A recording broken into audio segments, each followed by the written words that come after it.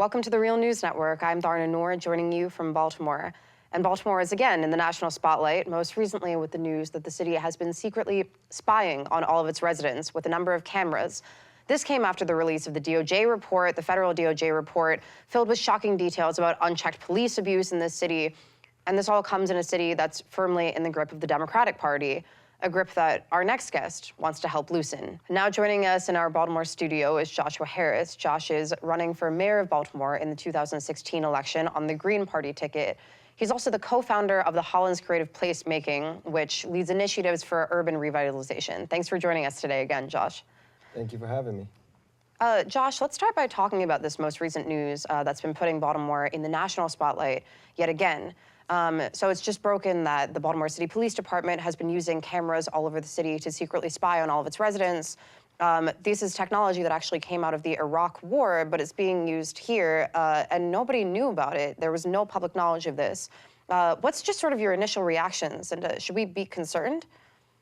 I think that this most recent discovery, because that's what it is, because no one knew that it was happening other than a small group of individuals, is more evidence of the lack of transparency within Baltimore City Hall and the Baltimore City Police Department, which of course was uncovered in the Department of Justice report, which we'll go into later. But it's problematic for multiple reasons. One, that very few people knew about it. Two, that we don't know what mechanisms or constraints have been put in place to ensure that this isn't a violation of people's civil liberties and their constitutional rights to privacy. And we also don't know who has access to this footage. Where is it going? We know that, or at least we've been told that it's being financed by someone else, and so that the city isn't paying for it at this point. But the question is, if they're paying for it, what were the contractual obligations, or what's the memorandum of understanding of where this footage goes, what the footage is of, and exactly any one of us in the city could be on that footage, and we don't know where it's being housed, how it's being used, and who has access to it, and that's even more threatening. As someone who's worked on actually the body camera legislation for the state of Maryland under Delegate Charles Sidnor when I was his legislative aide, knowing what we had to go through just to amend the wiretap law to make it legal for police officers to even wear body cameras in the state of Maryland. So now we have this footage just being taken, aerial footage of all citizens. So what laws or legality issues could this possibly run into is a major question here. And you mentioned here the hoops that you had to go through to pass that sort of legislation. But it was also released in this recent reporting that this was a private donor who just donated the money to Baltimore City's community foundation. Mm-hmm. Where is the oversight here, and how is a private donor able to do this without any public knowledge at all? Yeah, it's extremely interesting, and we know that this is a capitalist society, and so there's very few, just out of the kindness of my heart's contributions, specifically for something like this. There's usually ulterior motives, and something that is wanted in return is that access to the footage, is that the ability to keep the footage. So we don't know what these agreements were that were made in order for this to happen. And furthermore, we don't know more about the record or track record of the company or organization that is actually controlling the technology being used to essentially spy on Baltimore citizens. It's spy technology. And so we don't have any of these questions answered, and that's problematic, particularly when you look that several city council members didn't know about it, and even the mayor's staff, if the mayor herself even knew about it. And so these are questions that have to be answered for sure. And this was going on in a police department that was under federal investigation. I mean, one kind of does have to wonder why this was absent in the DOJ report, how they never found this. But let's kind of get into that. Let's talk about the DOJ report a bit. Specifically, I want to ask you about solutions to over-policing. The Department of Justice did release some solutions of their own, but they mostly included collecting more data, being aware of the sort of gross violations that take place in the police department every day. But there's nothing of firing police officers, let alone putting anybody who violates these laws in jail. Where does accountability come from? And in your platform, how can we solve the problem of over-policing and police violence in Baltimore? Well, absolutely. Accountability is the word that you said right there. That's what we're looking for. Accountability, responsibility, and transparency. And none of the offerings of the Department of Justice included accountability and officers being held accountable for their actions. And that's something that we need to see if we're going to see a change in the culture of the police department. You can track and monitor all day long, but if there's no consequences for actions that are taken, officers will continue to make the same mistakes or take the same actions. Unless we put metrics in place to ensure that they'll either be fired, or if the city has to settle a lawsuit, that officer pays for it. If they're the officer or those officers that were involved in the situation have to come out of pocket, that'll cause them to think twice, versus you and I, the citizens of Baltimore, having to foot the bill for mistakes that someone else has repeatedly made. It really changes the narrative of accountability and whether or not our officers will think twice when they're going to be the ones footing the bill versus the citizens. And that's something that we haven't seen. We're actually working on with a couple different community organizations right now to put in place what really could be considered reparations for the citizens of Baltimore, because the DOJ report also cited 30 years at least worth of constitutional violations. And so now how are we going to make up for this, that this has been allowed to happen in this city for that long, and that citizens have been dealing with it. And the reality is that if you are black and brown in Baltimore, you knew this was going on, and it only confirmed what you already knew. And it's really unfortunate that it took the DOJ report, to actually document it and add some validity to what people have been saying for years, and filing reports and complaints against officers for years over situations like this. And even some of our elected officials, if this is what it took for them to understand that this is the reality for black and brown Baltimoreans every single day, then that's really unfortunate. We need to make sure that we're working to get others in office who are going to be more accountable, responsible, and transparent, and ensure that this doesn't continue to happen. One could even argue that it was actually the people's movement in the streets of Baltimore that allowed for the space for the DOJ report and the investigation to even take place. But I mean, you've done some work in the neighborhoods where this did become like a prevalent issue last April during the uprising. And it's not only over-policing that citizens of Baltimore are facing. I mean, there's also conditions of chronic poverty. I know that today, on the day we're doing this interview, you're taking presidential Green Party ticket nominee Jill Stein on a tour of some of the neighborhoods that are facing the intersections of all of these different issues in Baltimore. Can you talk a little bit about that, and about the work that we can do with the community, even if you are in City Hall? Yeah. I think that it's extremely important to acknowledge the conditions which allow, and particularly conditions of poverty, which allow something like the DOJ report to be a reality. This doesn't just happen where people just decide to devalue people in communities. We have to understand that in these neighborhoods where this over-policing has occurred, and the hyper-militarization of police has occurred in Baltimore City, is directly related to poverty and acts of economic injustice. And so knowing that before a young African-American man is killed in his own neighborhood, either by his peer or by the police, that in most cases he attended a school that didn't have heat in the wintertime. He attended a school where he couldn't drink the water because there was lead. He lived in a neighborhood where the recreation centers were closed, and he had no access for programs to go and expose him to the world of possibilities and opportunity, which then allowed someone else to come into his neighborhood and say that these people aren't valuable enough to have rights, so we're going to violate the rights that they do have. And so understanding the direct connection. And so today we're going to take Dr. Jill Stein, our Green Party presidential nominee, on a tour, what we're calling a poverty tour, to really discuss the conditions of poverty in Baltimore City, to discuss the conditions of public housing in Baltimore City, which is a federal issue because our public housing is actually federally funded and financed.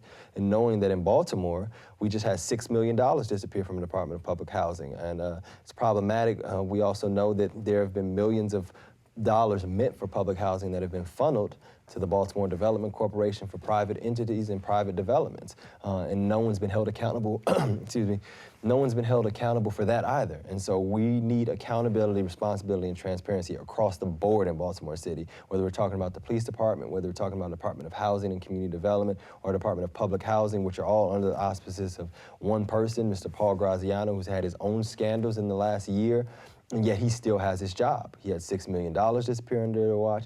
And so we need accountability. And so we want to take Dr. Stein on a tour. We'll be going on that tour led by longtime activist, Reverend Annie Chambers, and she lives in Douglas Homes and has been a huge advocate for social justice and in the anti-poverty movement for years. And so she's going to just talk to us about the conditions and how she sees Baltimore as someone who's been here for years, and how her family sees Baltimore and the experience of living in poverty in Baltimore, so that people can really, or not people, but more so Dr. Stein can really understand the conditions and what's happening here in Baltimore. But if you are elected mayor, how can you use your position of power in City Hall? And how can you create public policy that actually responds to the work that's being done at a grassroots level? And it's not, I mean, it's anti-poverty in a very broad sense, right? I mean, as we're speaking, there's also a fight that's been started by Councilwoman Mary Pat Clark to raise the minimum wage in Baltimore to $15 an hour. We had a very prevalent labor struggle here where healthcare workers in Chase Brexton were attempting to unionize and facing all sorts of union busting activities. What can you do from a policy level to sort of uplift the struggles of working people?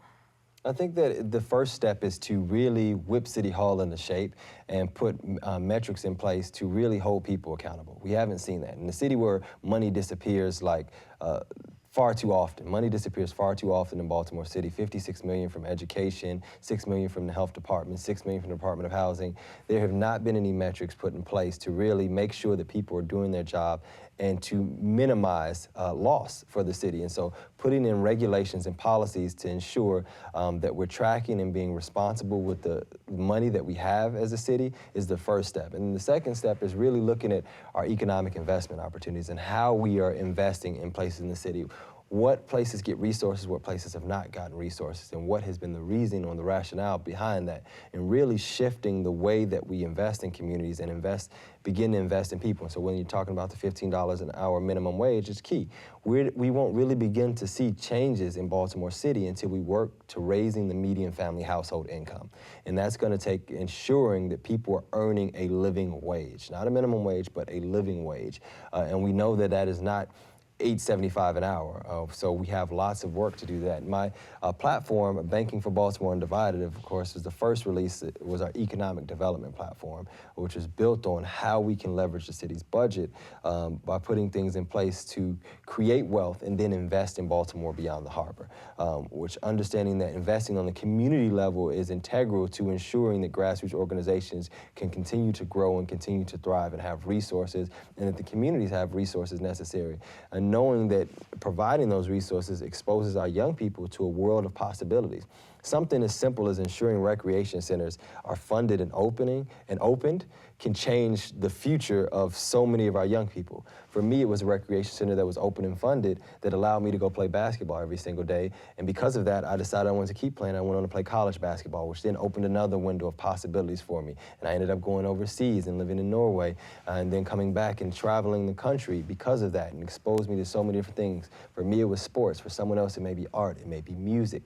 And so something as simple as ensuring that we're no longer cutting that budget and we're putting the resources in place so that the community has access to them can really change the future of our city.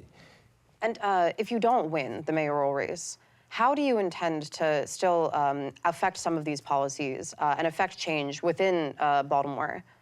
I think that it's clear at this point that the solutions that I'm offering to the table are the most progressive solutions and things that have not been discussed in Baltimore City before now. And I think that regardless of the outcome of this race, that there are many people in City Hall and outside of City Hall who've already approached me in some cases that are beginning to pilot and want to see what it looks like to put some of these policies in place and how the long-term impact can really build the city. And so I'll be here on the ground as usual doing work in the community, and I will continue to work to build Baltimore City beyond this. This isn't just about this race. This is really about the future of a city that needs leadership, and whether that leadership comes from the seat of the mayor's office or from the grassroots in the community level, we need leadership who is willing to stand up for people and put people first in the city to ensure that we're moving forward and investing in those that have made the city great. Does this require, in some ways, working with folks who are in the Democratic Party establishment here? Does it require working with the woman who will be mayor if you don't win, with Catherine Pugh, who's the Democratic nominee? Absolutely. It requires working with all sorts of folks. It could be across all sorts of party lines. But if you are committed to the betterment of Baltimore and committed to investing in the people of Baltimore, then I'm willing to work with you. We just have to make sure that those are people who are in it for the right reasons and not in it for what I call poverty pimping, and to try to see what they can get, or their organization can get out of it, but really to create real sustainable change in the city. And I'm willing to work with anyone who's committed to doing that. On a national stage, yesterday Bernie Sanders released what he's calling Our Revolution. This is essentially a new platform. It was live streamed at over 2,600 houses last night in meetings. Essentially, he's using this platform to uplift the races of people who are running in local elections, down-ticket races, state Senate seats, for city council in some cases. But all of them are running within the Democratic Party. Do you think that you're sort of speaking to the same folks here, and can you use this momentum in some way to uplift your campaign in the Green Party, or is this something that's working against you? Does this sort of pose a threat to your progressive campaign? You know, I think that Malcolm X said it a long time ago. There's no such thing as Democrats or Republicans. There's only conservatives and progressives. And I do believe that there are some progressives that exist within the Democratic Party. And so anyone who's really in the progressive movement and for progressive policy change, I'm willing to work with, and I'm willing to throw my weight behind them to ensure that it happens. I think that it's really up to, though, the people to do their research and really see where the candidates are coming from, to see, are these really candidates that align with your values and your views? Are these candidates that are willing to refuse corporate dollars for their campaign because they want to work for the people? Are these candidates that are committed to putting people and planet before profit? And really do that research and become educated voters. And I think that the opportunity we have right now is that more people are paying attention than ever before to politics because of what we've seen on the national level, and here in Baltimore locally with last spring. People are paying attention, so we have to really use that to educate our electorate, to ensure that we know what to look for and where to find people's background information and how we can connect with them and really find out where they stand. And so I'm interested in perusing through the list, and if Senator Sanders is out there watching, I'd love to be included in that list as someone who supported him as to be the Democratic nominee for President of the United States. I'd be interested in having that conversation if he wants to talk about real progressive policy change beyond just the Democratic Party. And so does this new attention to sort of progressive causes, the new attention to poverty and raising the minimum wage, does that uplift your cause, or is it sort of a threat to those who are more willing to work within the Democratic Party, especially in a city which has like such a stronghold by the Democratic Party? I think that for me, it's not necessarily about where the work gets done, as long as the work gets done. And so there may be other parties or other movements that have ulterior motives, but if they are doing the work and it's getting accomplished, then I'm all for it. And so I'm not tied to necessarily, I'm running as a Green Party candidate, but I'm not tied to a party affiliation or to a corporate entity.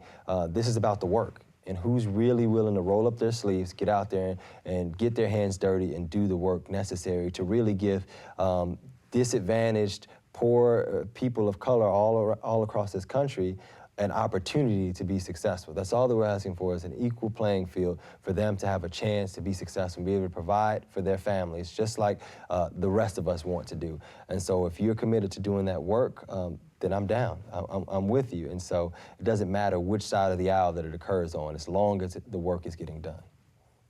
Joshua Harris is running for mayor of Baltimore on the Green Party ticket for the 2016 election. I want to thank you again for joining us, and we hope to talk to you again soon. Thank you. And thank you for joining us on the Real News Network.